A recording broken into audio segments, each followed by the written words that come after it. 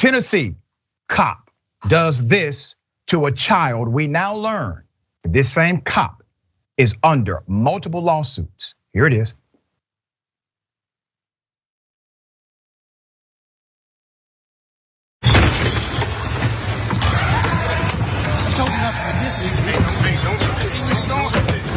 Y'all see what you doing? Don't resist. Y'all see what you doing? Quick move. I'm not resisting. Come on, stop. I'm not resisting. This cop grabbed a teenager by the hair. Let me do it this way. 18-year-old, this is an 18-year-old kid named Tauris Sledge. Okay, Mr. Sledge has been identified as a student in the video. He was taken into custody on charges of disorderly conduct, resisting arrest, or obstruction of a legal process, and assault. According to the affidavit, this cop, School Resource Officer Tyler McRae, and other school officials were called to the school gymnasium by the gym coach to assist with an issue he was having with Sledge. This happened Tuesday morning, eventually leading the student to be forced to the ground and pepper sprayed before being arrested. The report said that the teenager had told the gym coach he was not feeling well and refused to participate in kickball for class, but later played basketball during free time.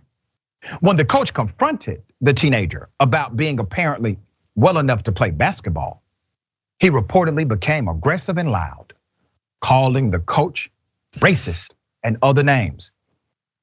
Let's put up the picture of Deputy Tyler McRae. Then this deputy reportedly put his hands on Sledge's shoulder. He says to calm him down so an arrest would not have to happen. McRae said Sledge bladed off, whatever the hell that means. That was his terminology, bladed off, and told him he had 5 seconds to get his hands off. And that's when McRae claims he felt threatened by Sledge. This is a student in a high school who decided he did not want to play one sport and played another. The coach gets angry. There's a back and forth.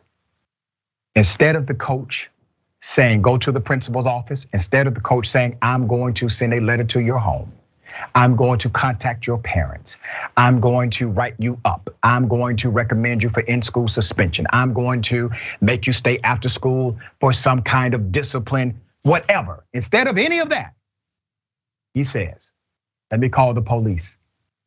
Let me call a gun to handle this. Let me call a cop to deal with you. Why? The cop comes. He physically touches the teenager. Once again, the cop admits teenager was not under arrest. There was nothing criminal at all happening in that moment. The cop had no right to put his hands on somebody else's child inside of their school, period. But he did. And the child said, you got 5 seconds to get your hands off me. I'm okay with that. I'm fine with that statement. The cop then needed to do what? To put the child in his place. Sledge then reportedly stepped up to McRae. This is part of McRae's report, before returning to the bleachers and putting his backpack on, ignoring commands from the deputy to return. Remember, he's not under arrest. He has the ability to walk away. According to the affidavit, Deputy McRae then took Sledge by the arm and placed him under arrest, which Sledge resisted.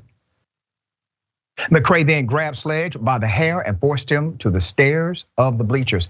You know, is it not ironic that you can be arrested for resisting arrest when you were not under arrest in the first place? How does that work? You get arrested for resisting arrest even though you were never under arrest. You had no crime prerequisite to be arrested, nothing. There's more. The report continues to say,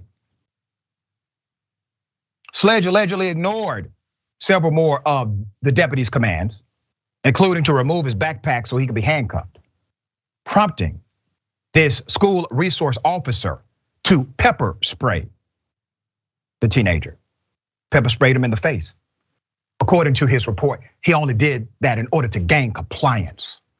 The affidavit also says a PR-24 baton was used to unlock his hands during the altercation. Sledge, the teenager, refused medical attention from the school, but later told McRae he needed emergency medical attention, reportedly stating, "Yes, when you were using the stick on me, prying my arm, I think you broke it."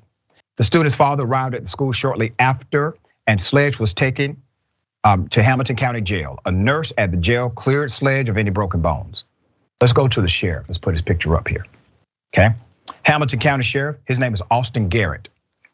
Austin, the good sheriff of Hamilton County, said in a statement, "The video does not tell the whole story," adding the department plans on releasing the full body camera video of the incident. Well, good for you. I'm glad you will, okay? I look forward to airing it when that happens. Additionally, Local 3 News, all right, the local news of that area also learned the deputy, and Sheriff, I hope you're listening. Your deputy in the incident is the same one involved in several ongoing civil rights lawsuits today. Multiple civil rights lawsuits against one deputy. According to the lawsuit, McRae is accused of fondling and groping underage girls during a traffic stop. Let's put the sheriff back up, okay? So Sheriff, since you got some video, I'm asking for others to send me video on your deputy, because I don't believe this is the first time your deputy has responded this way to a young person. Now, why in the hell do you have a deputy who's a certified school resource officer currently under investigation for molesting a child? Why is that, Sheriff? Currently under investigation for fondling underage girls during a traffic stop, currently has a civil investigation, a civil lawsuit right now for fondling underage girls working inside of a school building. It seems to me, Sheriff, you and your deputy McRae, you all have more to answer than this 18-year-old kid who was having a bad day. Ms. Dahl, it is insane to me for a cop to work inside of a school system and be under a civil lawsuit for fondling underage children. What are your thoughts here?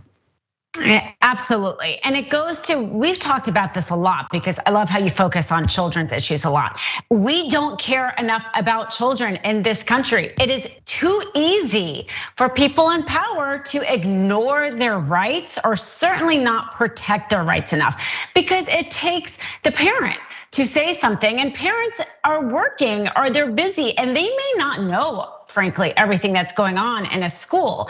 And so it's way too easy for that person in charge, the sheriff here, to do that. He's maybe not getting enough complaints or enough to make his job a little bit more difficult. And that's really awful because the sheriff should know better. We have to protect our children. And here's the thing too, is we've talked about, systemic issues. And then there's also the bad apples. And over, the bad apples tend to be repeat offenders. And so the fact that this police officer already has civil lawsuits, I'm not surprised, because it tends to be that one person tends to do multiple things. It's usually not like the first time they have misused their power. And that's certainly what this was an abuse of his power. And if this doesn't become a check on him, the next situation might end a lot worse, because that's how we see it. The person sometimes it progresses and gets even worse. So I hope that your story here is highlighting. Certainly, they did not protect the children enough by putting this officer in there, and now they are on notice to do better. Yeah. Everybody failed this teenager, from his coach, how he handled the situation, to this school resource officer. I know some school resource officers, a few of them are my friends. These individuals give a damn. They're like mentors inside of those schools. They would never treat a student like that.